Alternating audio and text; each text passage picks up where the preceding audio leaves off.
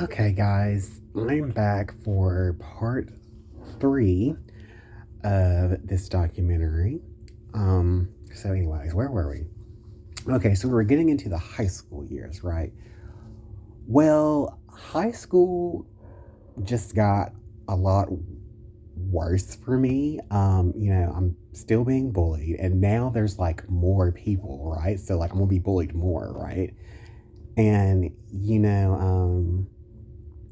from like things that were I have my part in it, of course, but just the sexuality stuff, that kind of like damaged, I guess, that so-called reputation for high school too. And you know, I just was struggling really bad. Like things got worse.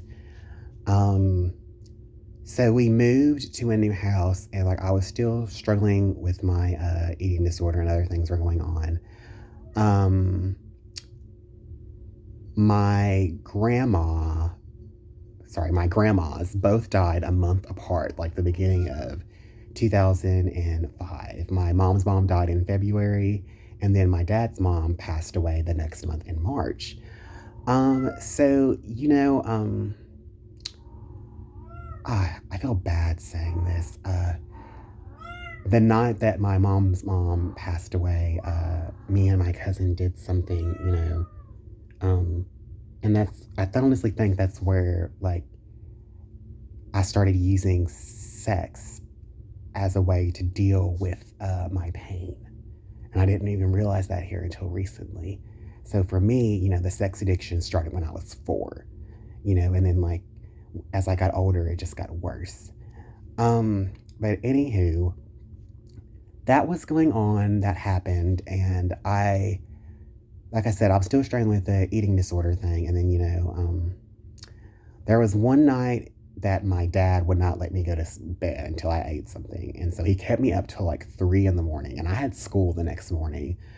And I think my mom knew about this. She was home, but I mean, like, if my kid had to be at school the next morning, my kid's going to bed. You know what I'm saying? Like, they've been dealing with it.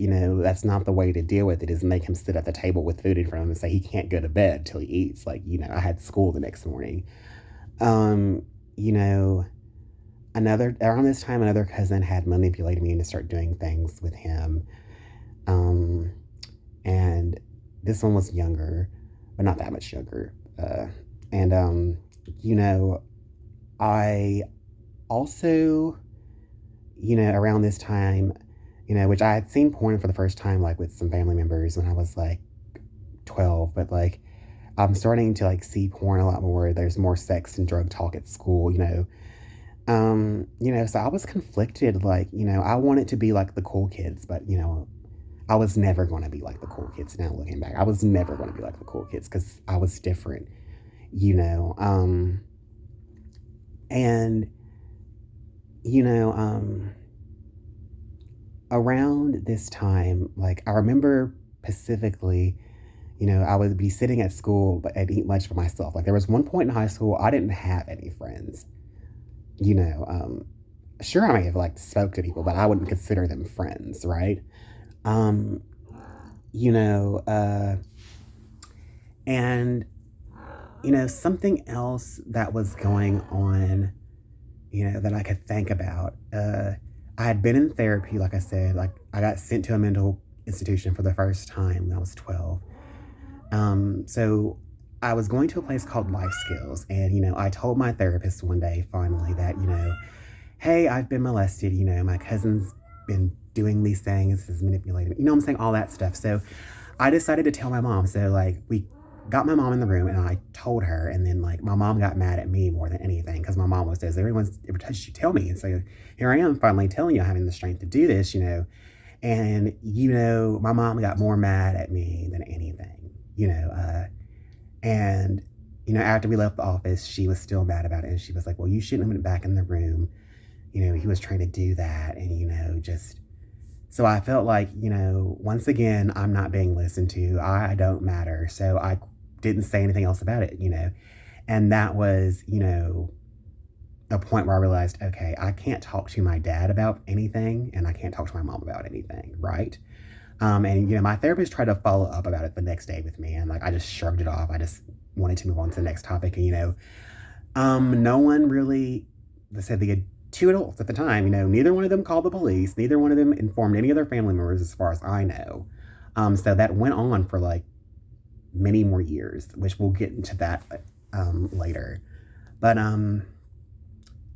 anyways, there was also a time I tried to run away from home, and then someone had saw me, and then like I was in their car for a little bit, and then I said something about like doing karate because like they said something that made me feel uncomfortable, and or something like that. So I tried to be like tough guy, right? So they threw me out of their car, and so like I was still walking, and then they I guess got a friend of mine, well sorry, my one of my dad's friends, and they got me back in the car, and so I was brought back to my parents. There was also another time, that we had moved into another house, and like I was packing my stuff, like I was going to leave, and my dad came in the room and grabbed the trash bag that I had, and like I started crying, and then like he's like, stop crying, you're no bitch. And so like again, that's another example of I can't show any like weakness or anything, like anything like he views feminine, right? So I learned then, like don't cry in front of dad. I can't talk to you about anything, if it's not manly or he doesn't see it manly, I can't talk to him about it. So guys, I was basically trapped. I felt like a slave, like I felt like a prisoner in my own home. I didn't want to go to the school that I was going to. I wanted to drop out. I wanted to move, and my parents just weren't having it, so I was like trapped, and like I just wish I don't know, maybe I just said things more in therapy, or maybe I should have told a teacher, but like I said, I just got so used to like I don't matter, right? Um so anywho's like flash forward to 17 was the first time I tried to commit suicide. I had some pills, and I was going to try to OD at like church because I was going through like this youth group, the youth group that I was talking about like in like the Hall of Fame videos with Nick and Seth. So they stopped me, and you know, I just wanted out. Like, I wasn't happy with my life, guys, and I'm still not, but I just wanted out. Like I didn't feel like I could escape.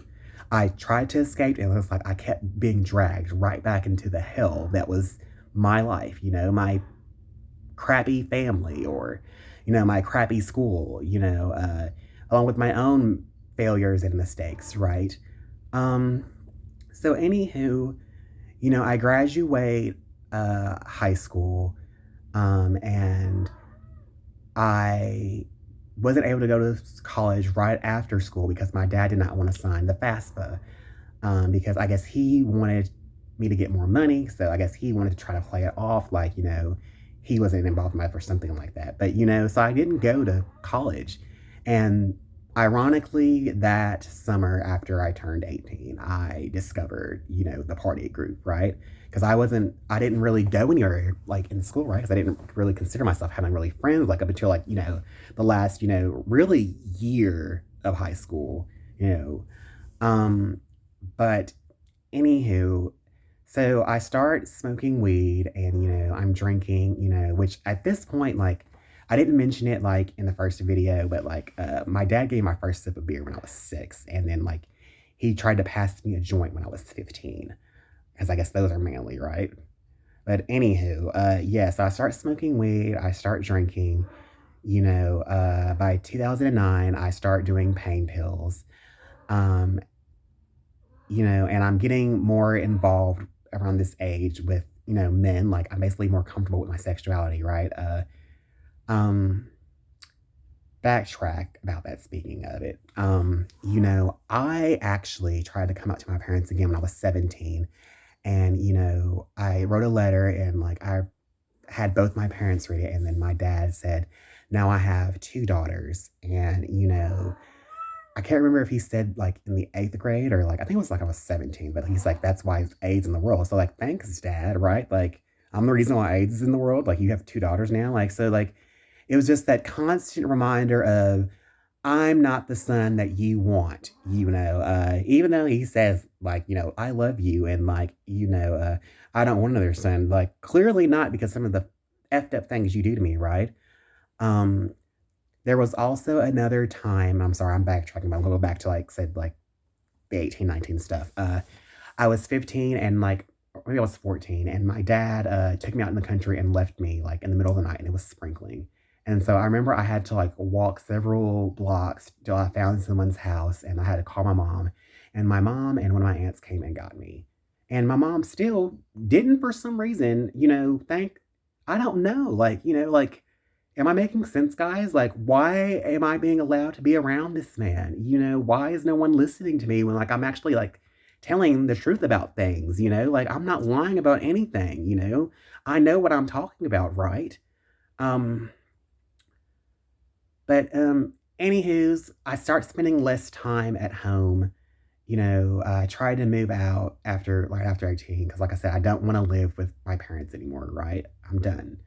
Um, and I start doing drugs and, partying. I do go to school eventually in 2009. My first year of college was really good. I actually got good grades. Unfortunately, I couldn't let some of my old demons go from back at home. Around like after the time I graduated, I met a boy. He was a little younger than me. He came onto me, and I at that point like I well hold on. Let me say I've never been in a serious relationship, but like at this point, uh, he was the first guy I ejaculated with, right? Because like I said, I've been molested so much, and like I said, usually like they're the aggressor, right, or they're the top or whatever, right? Um, you know, um, and I had feelings for him, and so I decided like I was gonna move back home because like I didn't want to be there.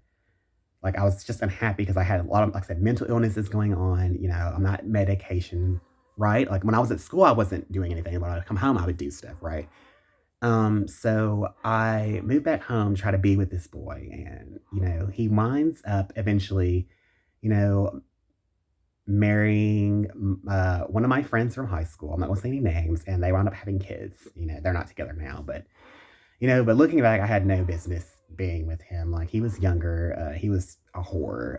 Just it was just completely wrong and inappropriate all the ways around. And like I should have known that, we didn't have anything, or he just looked at me as like a sex object, right? Um, which is like really what anybody, I feel like anybody I've been romantically involved with, that's all they look at me as, right? Um, but anyway, so I moved back home and, I start doing classes at a campus in Scottsville, Kentucky, and like my grades are going down. Like I said, I'm failing. Because like I said, I'm back at home. My priorities aren't straight. I'm on drugs. I'm mentally like unhealthy. Um, and around this time, the manipulation and the stuff to do sexual stuff is still going on with this one cousin. There were a couple times would stay at his house and I would wake up and like in the middle of the night and he would be standing over me with his penis out. And like I said, at this point, I just feel like, at this point, I don't know I don't know what to call it. Like, it's just like, I don't know, like, why I was, like I said, I feel like at this point, it was just like, I don't know, it just got so normal, right? Like, it's just a part of my life. It's just became a norm, you know? And like I said, I had already tried to stop it when I tell my mom and my therapist, nobody stepped up to save me, right?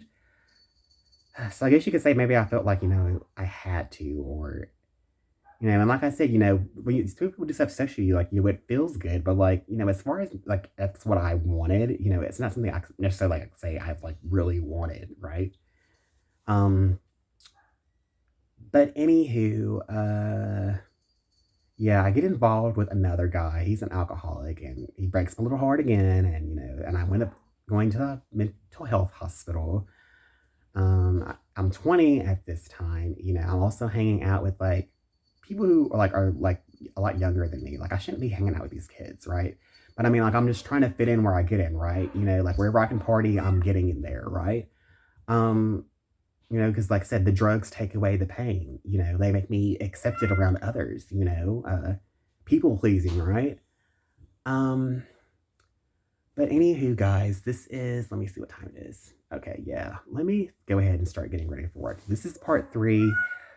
Um, we are up to the 2010s now, I believe. Yeah. So that one will be not any better. It'll be a lot worse, I think. So yeah, just bear with me, guys. Thanks for tuning in. I'll see y'all in part four. Bye.